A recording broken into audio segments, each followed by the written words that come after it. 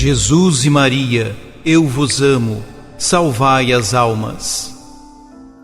Ao longo da história da salvação, Deus nunca deixou faltar sua palavra ao povo. Este, porém, nem sempre o acolheu, até a ponto de recusar o bem como se fosse o mal. Proclamação do Evangelho de Jesus Cristo, segundo Mateus. Naquele tempo, Jesus pôs-se a dizer: Eu te louvo, ó Pai, Senhor do céu e da terra, porque escondeste estas coisas aos sábios e entendidos, e as revelaste aos pequeninos. Sim, Pai, porque assim foi do teu agrado. Tudo me foi entregue por meu Pai, e ninguém conhece o Filho senão o Pai, e ninguém conhece o Pai senão o Filho e aquele a quem o Filho o quiser revelar. Vinde a mim, todos vós que estáis cansados e fatigados sob o peso dos vossos fardos, e eu vos darei descanso. Tomai sobre vós o meu jugo e aprendei de mim, porque sou manso e humilde de coração, e vós encontrareis descanso. Pois o meu jugo é suave e o meu fardo é leve. Palavra da salvação.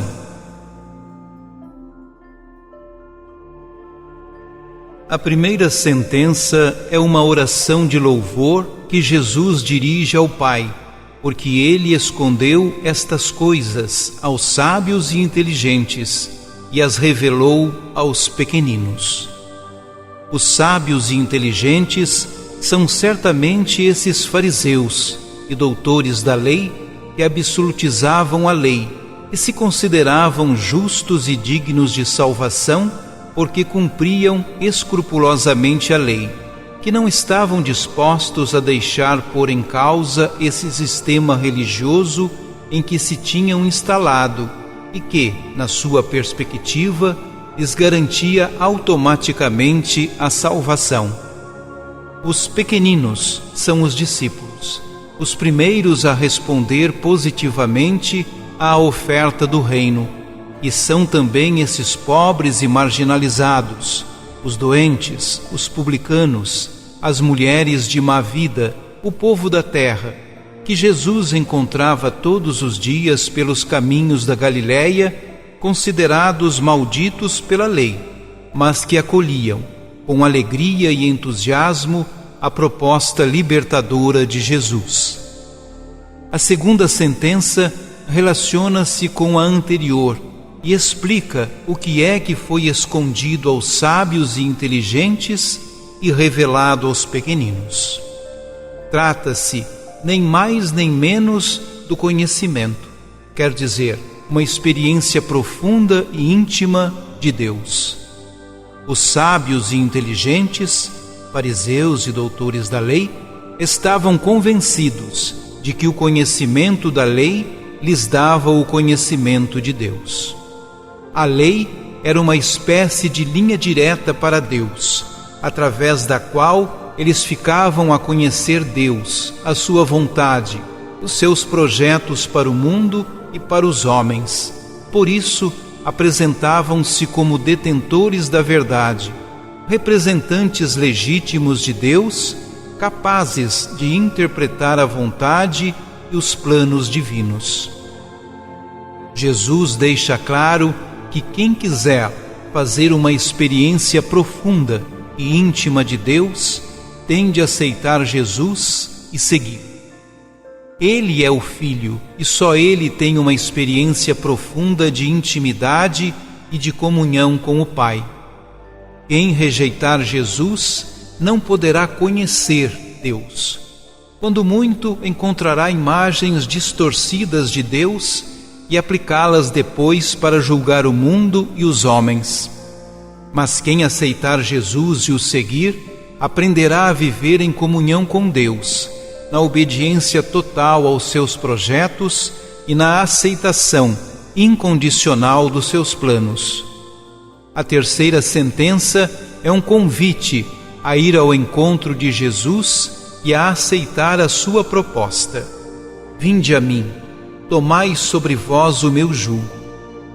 Entre os fariseus do tempo de Jesus, a imagem do jugo era aplicada à lei de Deus, a suprema norma de vida.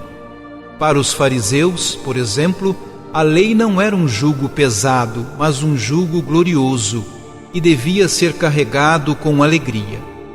Na realidade, tratava-se de um jugo pesadíssimo. A impossibilidade de cumprir, no dia a dia, os 613 mandamentos da lei escrita e oral criava consciências pesadas e atormentadas.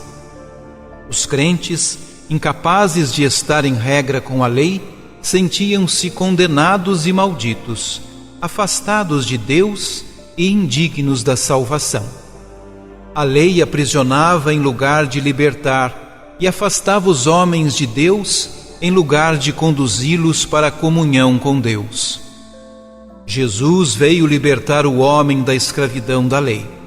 A sua proposta de libertação plena dirige-se aos doentes, na perspectiva da teologia oficial, vítimas de um castigo de Deus, aos pecadores, os publicanos, as mulheres de má vida, todos aqueles que tinham publicamente comportamentos políticos, social ou religiosamente incorretos, ao povo simples do país que, pela dureza da vida que levava, não podia cumprir escrupulosamente todos os ritos da lei, a todos aqueles que a lei exclui e amaldiçoa.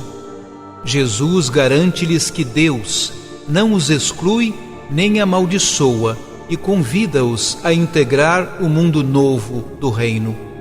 É nessa dinâmica proposta por Jesus que eles encontrarão a alegria e a felicidade que a lei recusa dar-lhes.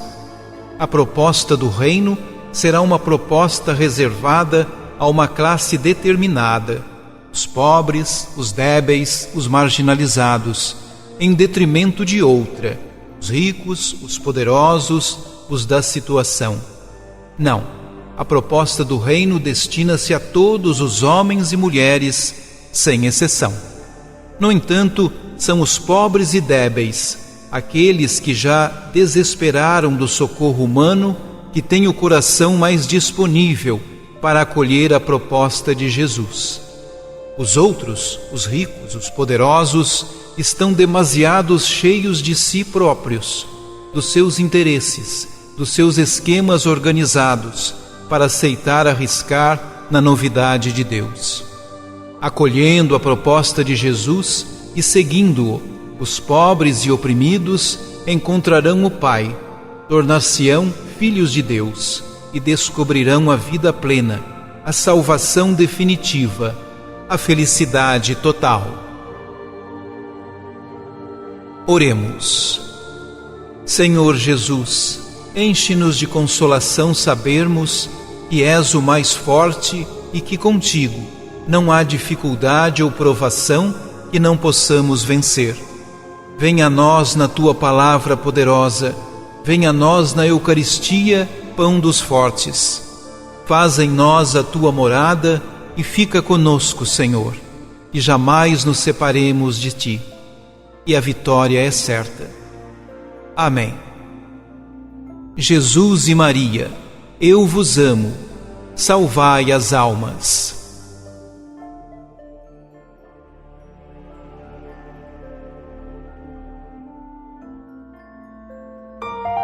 Ajude-nos a evangelizar. Se inscrevam em nosso canal, ativem o sininho, dê o joinha em nossos vídeos e compartilhem a palavra de Deus.